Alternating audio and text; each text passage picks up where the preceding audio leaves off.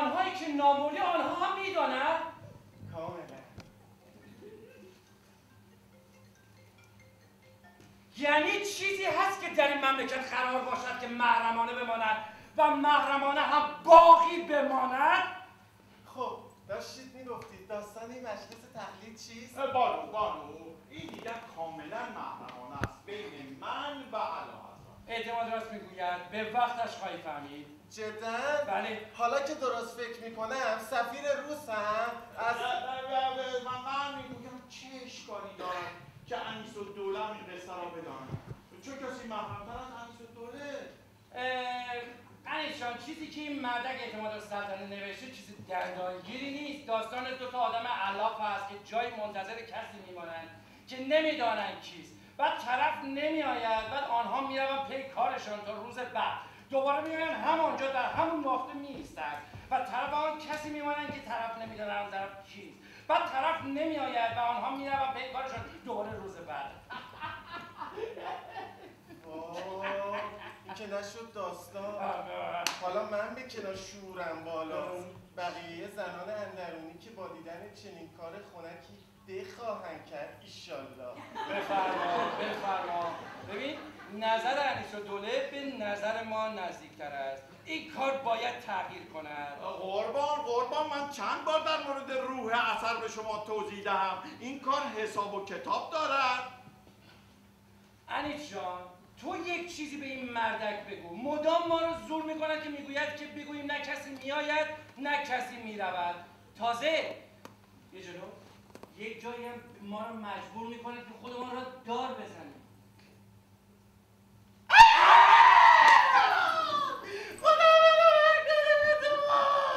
اعتماد تو خجالت نمیکشی چنین نقش حقیری رو به ولی نعمتت میدهی؟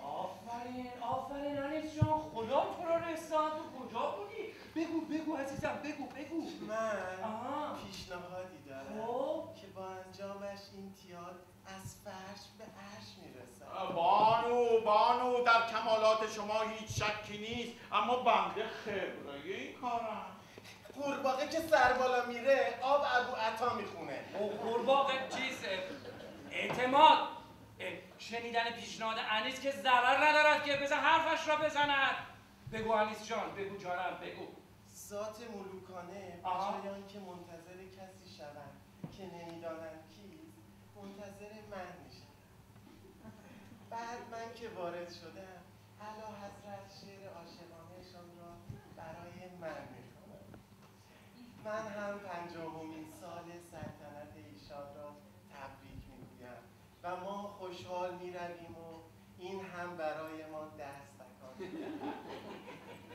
البته اما بهتر که با هم نرویم دیگر ها. تو زودتر میروی و اعلام میکنی که 50 تا گلوله توپ در کنند و 50 تا کفتر هوا کنند و بعد اعلام میکنیم ما به تنهایی وارد میشویم. ما چطوره؟ چشم عزیزم، هرچند که با هم رفتنمان عاشقانه تر است.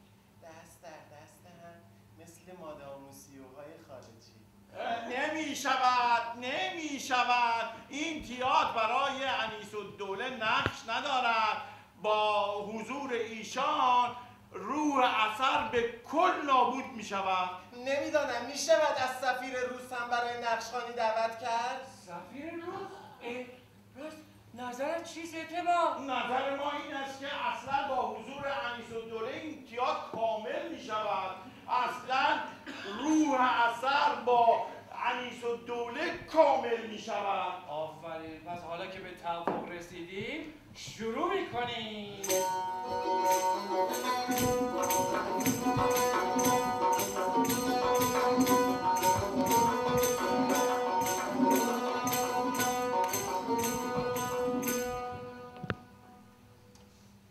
نه کسی میآید نه کسی میرود. ببخشید خانم، انیس‌الدوله ما کجا؟ روح اثر به خاک فهم. قبله عالم شما اینجایی؟ انیس جان، تو کجا بودی؟ ما اینجا منتظرت بودیم. در پی شما میگشتم.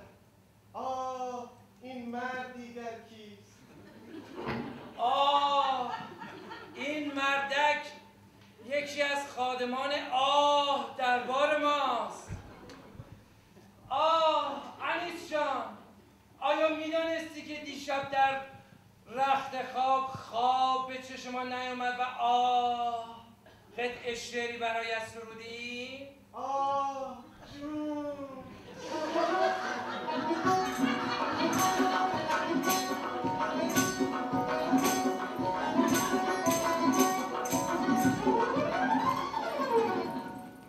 انیس جان،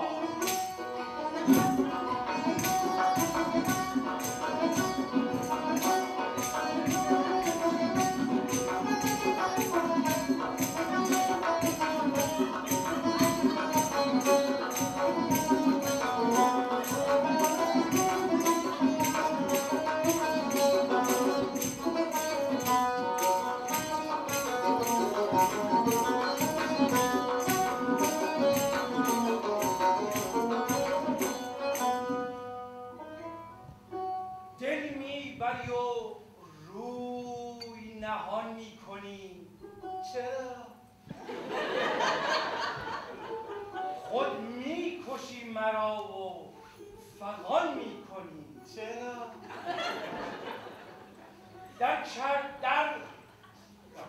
گر در کمین کشتن و شاق نیستی، تیر کرشمه را به کمان میکنی. چرا؟ این تیر غمزه را دل من مایل است و بس، این تیر را دریغ ز جان میکنی. چرا؟ من فدات شم سلطان، شما هم در ملکداری و هم در شاعری همتا ندارید.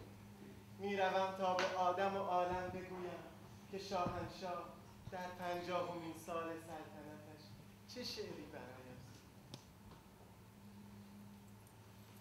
با ماه بشین که ماه بشین، با دیگ نشین سیاه میشین.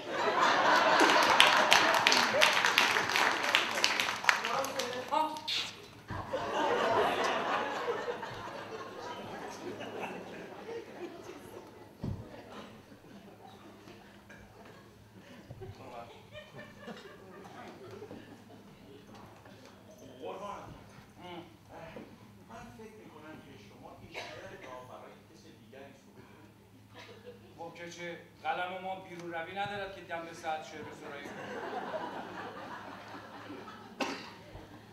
باز هم ببخشید.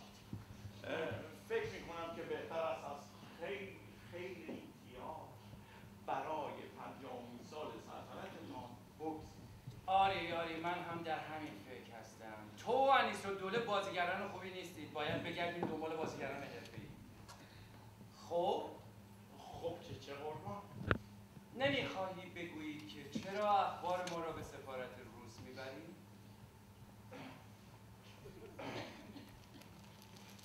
نترس اعتماد، نترس.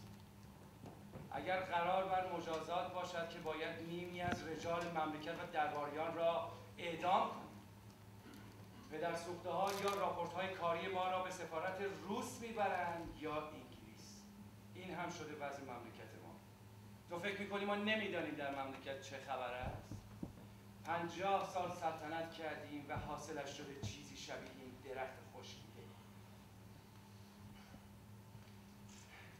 من سالهاست که خودم را به حماقت زدم. کارم شده سرکله زدن با زنان حرمسرا و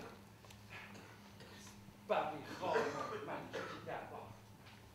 هر سال رجال مملکت را برای مراسم آشپزان دعوت میکنیم تا بلکه یک نفر ما را نقد کند و بگوید که این چه حماقتی است که میکنیم.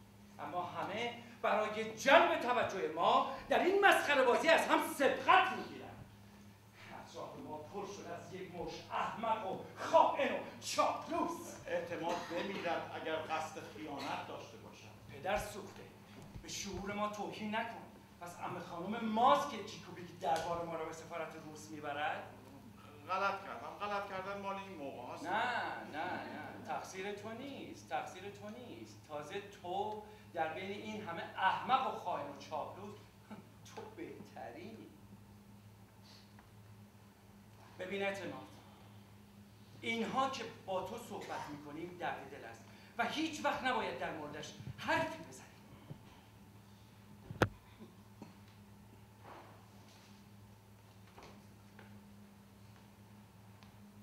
اعتماد، من باید خوشحال باشم اما نیستم. میخواهید برای بسط خاطرتان دلغک‌ها را خبر کنم؟ راستا شنیدی من چه گفتم؟ قربان، من فکر میکنم شما مریض شدید. نه نیستم، مریض نیستم. هرچه بیشتر میگویید بیشتر مطمئن میشم. تو به تقدیر اعتقاد داری؟ بله قربان. من هم دارم و هر روز به تقدیرم لعنت میفرستم. تقدیری که مرا شاه کرد. قربانی چه حرفی، شما بهترین حاکم این جهانی. مرا به خنده مینداز. من بدترین پادشاهی هستم که این مملکت میتوانست داشته باشد. 50 سال حکومت، 50 سال بیخبری، 50 سال هیچ. اعتماد، من اگر پدرم پادشاه نبود شاید شاعری قابل میشدم. قربانت کردم شما همکنون هم شاعری توانایی. نه، منظورم فقط و فقط شاعر بودن است، بیان که دستور قتل و تبعید کسی را بدهم. من عاشق عکاسی هستم. سفر روحم را تازه می کنم. خوشنویسی و خواندن داستان لذت عجیبی دارد. اما من شاهم. شاه خطاط، شاه نقاش، شاه خوشنویس، شاه هنرمند، شاهی که نمیخواست شاه باشد. سالهاست که هر شب با خودم میگویم که لباس مبدل به تن میکنم و برای همیشه از قصر میگریزم و ناپدید میشوم. در خیالاتم به سرزمین‌های دور سفر میکنم و شعر میگویم و عاشقی میکنم. اما صبح که از خواب بیدار میشوم باز هم شاهم، قبله عالمم، سلطان صاحب قرانم، خاقان ابن خاقانم.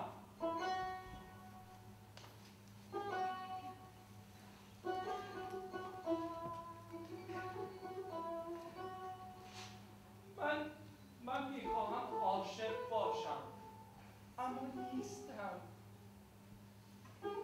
زنهای من فقط زنند چون شاه خواسته آنها به عقدش در آمدند. تو اینجا نشانی از عشق میبینی؟ فرق است بین کسی که عاشق ناصرالدین شاه و آن که ناصرالدین میرزا را دوست دارد. قربانت کردم به 50مین سال سلطنتتان فکر کنید، نه اسیر غم و اندوه شوید. حس غریبی دارم اعتماد، حس غریبی دارم. انگار کسی در گوشم زمزمه می کند که آرزوی دیدن این مراسم را به گور خواهم برد.